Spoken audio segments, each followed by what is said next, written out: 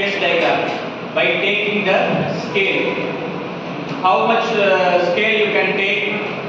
You can take scale of 20 mm equal to 1 centimeter.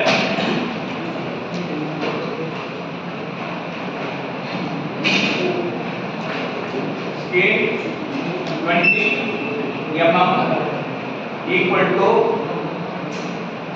1 centimeter.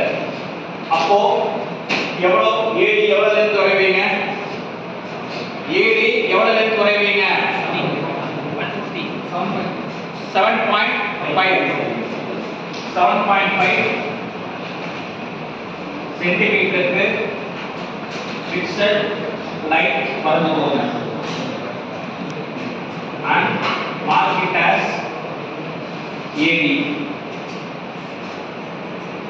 7.5 centimeter or 150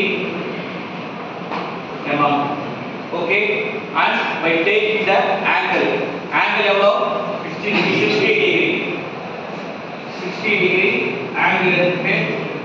எவ்வளவு centimetre call cut பண்ணுவீங்க? எவ்வளவு centimetre call cut பண்ணுவீங்க? 40 mm. 2 சென்டிமீட்டருக்கு R cut பண்ணுவீங்க. You will cut an arc of 2 centimeter. புரிஞ்சதா? And angle mark பண்ணுவீங்க. 2 centimeter or 40 mm. இது B point. Okay, அதுக்கப்புறம் C பாயிண்ட்க்கு எவ்வளவு சென்டிமீட்டர் ஆர் கட் பண்ணுவீங்க? 7.5 சென்டிமீட்டருக்கு ஆர் கட் பண்ணுவீங்க. இங்க இருந்து எவ்வளவு சென்டிமீட்டர் எடுப்பீங்க? 4 சென்டிமீட்டர் எடுத்து ஆர் கட் பண்ணுவீங்க.